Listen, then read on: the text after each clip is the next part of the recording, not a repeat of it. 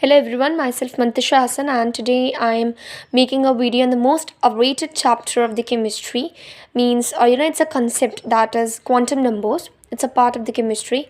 And what are quantum numbers? We will just look at it, that what are quantum numbers, and these are the set of four numbers which are required to define an electron completely in an atom. They are called quantum numbers. And the first three quantum numbers होते हैं, they have been derived from the Schrodinger wave equation, and the last quantum number that we will discuss will it is not derived from the Schrodinger wave equation. It is derived from something else when we have to find it.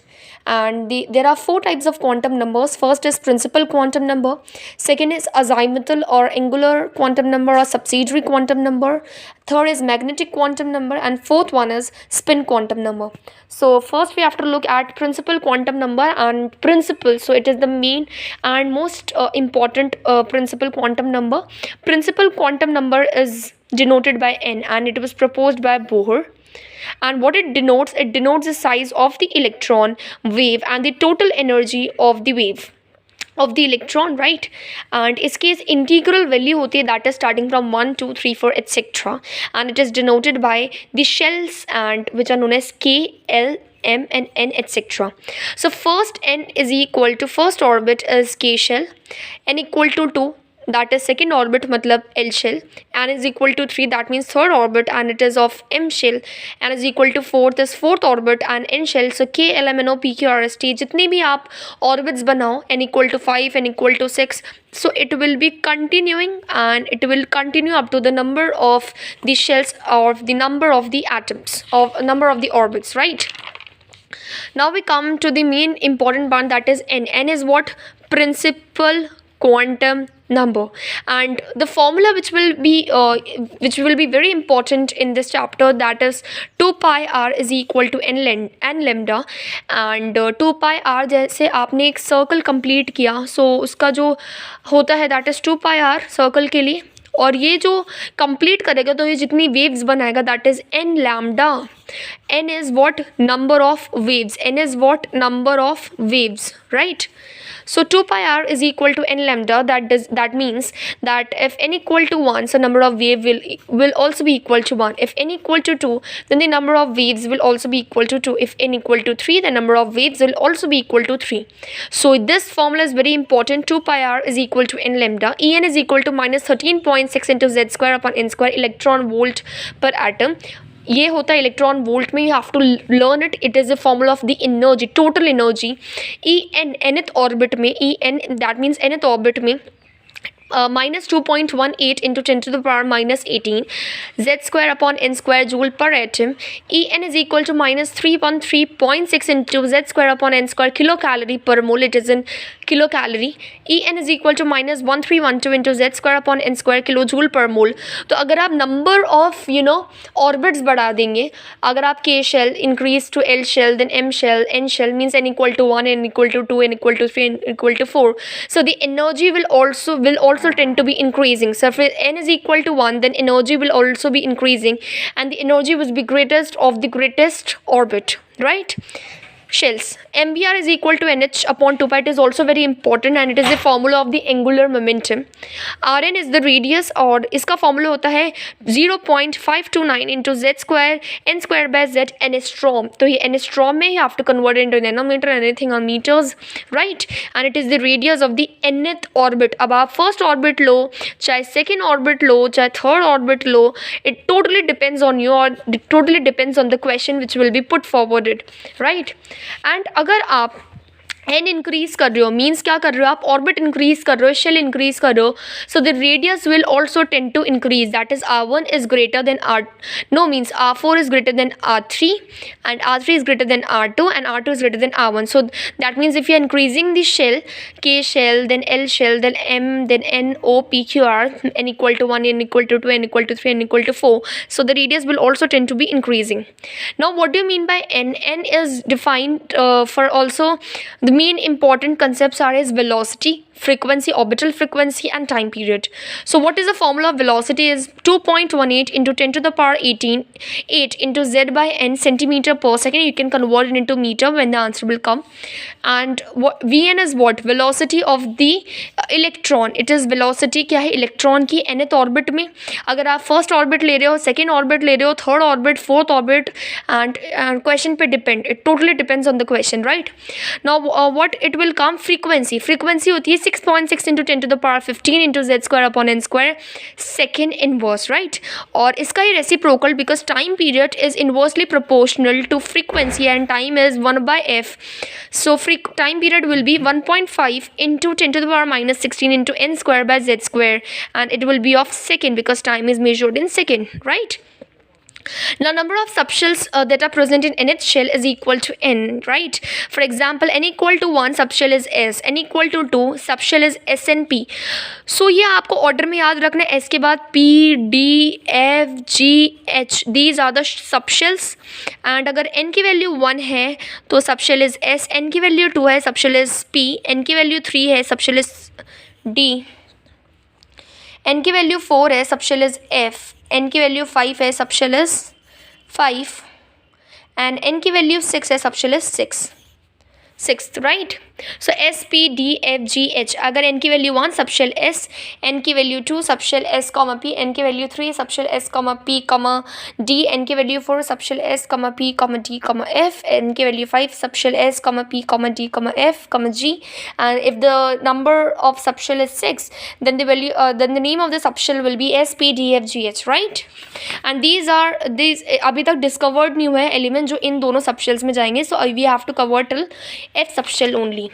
Now the next thing is, अगर आप quantum numbers को define कर रहे हो, so what you have to do, you have to think about this city. अगर आप किसी city में जा रहे हो, so first you will look at the city, फिर उसके sector number पे किसी के घर पे जा रहे हो, you have to go there, तो sector number देखेंगे, colony देखेंगे, फिर उसके house में जाएंगे, then you will go to that particular human beings whom you have to meet, right? So वैसे ही इसमें होता है, अगर आप city है तो यहाँ जो सबसे बाहर है that is orbit, right?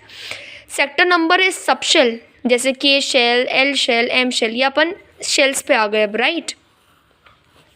And फिर आप हाउस पे गए तो दैट इज़ योर ऑर्बिटल बताता है आपको मैग्नेटिक क्वांटम नंबर जो हम पढ़ेंगे, अज़ाइमुथल भी पढ़ेंगे. अज़ाइमुथल बताता है आपको subshell.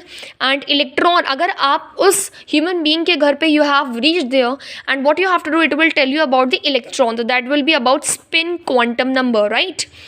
So spin quantum number बताता है the position of the electron, right? So you have to go to the city, you have to go to the sector number, house, human being, you have reached that location, whom you have to go.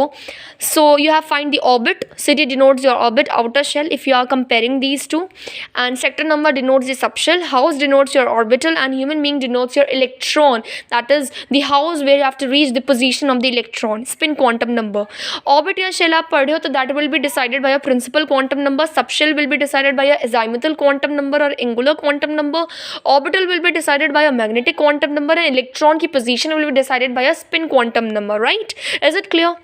So next thing is azimuthal quantum number. Azimuthal quantum number is denoted by L. देखो कोई चीज़ होती है, have to find it and you have reached the orbit. बाहर जो है orbit पे, ये ऑर्बिट है सब, इस पर रीच कर गए. Now you have to find कि किस सबशेल में है ये, ठीक है? S P D F shell आपको पता चल गई, K L M N. Subshell is S P D F. So azimuthal quantum number describe करता है shape of the electron cloud and the number of subshells in that particular shell. और इसकी value जो होती है रेंज करती है from 0 to n-1 and the number of value is equal to n. So L की वैल्यू हो जाएगी 0 to n-1. If the value of n is equal to 1, then L will be equal to 0 and the number of subshell will be equal to 1. So the subshell is S. If the value of n is equal to 2, then the value of L is equal to 0, 1 and the number of subshells will be 2, S, P. If the value of n is equal to 3, so the number of subshells will be 0, 1, 2 and the number of subshells will be 3, S, P, D. If the value of n is equal to 4, the number of subshells will be L is equal to 0, 1, 2, 3 and the number of subshells will be S, P, D, F. And if the value of n is 5, so L की value जो होगी 0, 1, 2, 3, 4 and the number of subshells will be 5, so S, P, D, F, G. And 6 की value है तो L की value will range from 0 to n-1. -1, तो n की value क्या है 6, सो 6 - 1 कितना हो जाएगा 5, सो 0 to 5, 0 to 5 that means 0 1 2 3 4 5, right, and the number of subshell 6, so S P D F G H, right. Now the value of L बताती है हमें कौन सी सबशेल है. अगर L की वैल्यू 0 है that means the subshell is S. If L की value 1 है then the subshell is P. If the value of L is 2 then the subshell is D. And if the value of L is 3 then the subshell is F. Right? Correct? So you have to make a look on it कि अगर L की value आपकी 0 है तो subshell is S, L की value 1 है then P, S, L की value 2 है then D, and if the value of L is 3 then the subshell will be a F. Now we come to L is equal to 0 to n minus 1 number of subshells is equal to n, and अगर आप denote कर रहे हो subshell को तो NS, P subshell को NP and D और F को NT, NF, राइट. अगर L की वैल्यू 0 है that means n equal to 1 और S सबशेल में है then it is 1s. L की वैल्यू 0, देखो मैंने आपको ये बता रखा है ना कि अगर आप n की वैल्यू ले रहे हो 2, आपको L की वैल्यू निकालनी है तो that will be equal to 0 to n minus 1, right. 0 that means 0 to n minus 1, 2 minus 1 that is 0, 1. तो 0, 1, 0 का मतलब क्या हो जाएगा S, 1s. और यहाँ 2 नंबर है तो ये 2s हो जाएगी, और 1 का मतलब 2p क्योंकि 1 डिनोट्स p. तो n की वैल्यू 2 है तो L की वैल्यू 0, L की वैल्यू 1, n की वैल्यू 3 है तो L 0 1 2 3s 3p 3d, क्योंकि 3 है ना तो अगर आप डिनोट करते हो तो ns से डिनोट करते हो या np से. तो यहाँ n की वैल्यू तो 3 थी और L की वैल्यू 0 का मतलब s, so 3s then 3p then 3d, right. n की वैल्यू 4, L की value 0 that means 4s, L की वैल्यू 1 और n की value 4 that means 4p 4d and 4f. Correct, understood, right. Now we will come to the orbital angular momentum. Orbital angular momentum का formula होता है L is equal to √L into L+1 into h/2π, या h/2π को आप hash से भी represent कर सकते हो. तो हमने जब इसको रिमूव किया तो हैश, एंड हैश का फॉर्मूला क्या हो जाएगा h/2π, right. It is the formula of the orbital angular momentum. अगर L की वैल्यू 0 है देन S सबशेल 1 है तो P सबशेल 2 है तो D सबशेल 3 है तो F सबशेल. और orbital angular momentum is √L into L+1 h/2π. अगर L की वैल्यू आपने 0 ली दैट मीन्स आपने क्या लिया, S सबशेल ली है ना. L की वैल्यू 0 मीन्स S सबशेल, तो 0 इंटू 0+1 इंटू h/2π क्या होगा, 0 ही होगा. तो ऑर्बिटल एंगुलर मोमेंटम भी क्या आ गया इसका, L की जो कैपिटल L है दैट इज 0. अगर L की वैल्यू 2 ली तो 2 इंटू 2+1 इंटू h/2π. जब आपने कैलकुलेट किया तो √3h/π आया.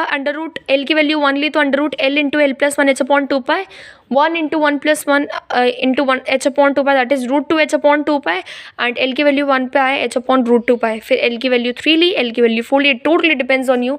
और जो शेप है ऑर्बिटल इलेक्ट्रॉनिक क्लाउड का, अगर S है तो स्फेरिकल शेप होगा, P है तो डम्बल शेप, D सबशेल है आपकी तो double dumbbell shape. Double dumbbell ऐसे होता है, डम्बल ऐसे होता है, right, in your gyms as well. So F है तो complex. Now next we will come to the magnetic quantum number, and magnetic quantum number is denoted by m, and it was proposed by the scientist Linné, and it describes the orientations of the orbital कि orbitals कैसे orientated है, right. It can have values from -1 to +1 including 0, और इसके total value होती है 2l+1 values, और each value जो है it correspond to an orbital. और orbital क्या होता है, एक 3D space है, ठीक है, एक 3D space है कहीं भी space में जहाँ पे इलेक्ट्रॉन की finding probability, the probability of finding electron is maximum in that particular 3D space. That is your orbital. तो ये आपका एक orbital हो गया. ये ऐसे स्क्वायर ब्लैक बॉक्स से हम शो करते हैं. ये आपका orbital L equal to 0+1, 2p में 1s के लिए 1, 2s 2p n equal to 2, ठीक है. तो ये सब होगा और ये इनके शेप्स हो गए. अगर p के लिए L इक्वल टू 1 तो m की वैल्यू कहाँ से कहाँ तक होती है, -L to +L. तो L की वैल्यू 1 तो -1 और 0 तो होता ही है +1, और -1 क्या बताएगा हमें, px, +1 py, और 0 बताएगा हमें pz. और ये दोनों px और py इंटरचेंजेबल होते हैं. L की value 0 to n-1 px py pz. अगर n की वैल्यू 3 है, ठीक है, तो L की वैल्यू कहाँ से कहाँ तक होती है, so it will be L की वैल्यू होगी 0 1 2, एंड जो m की वैल्यू होगी that is totally depends on this -L to +L. तो ये हो जाएगी. Okay, thank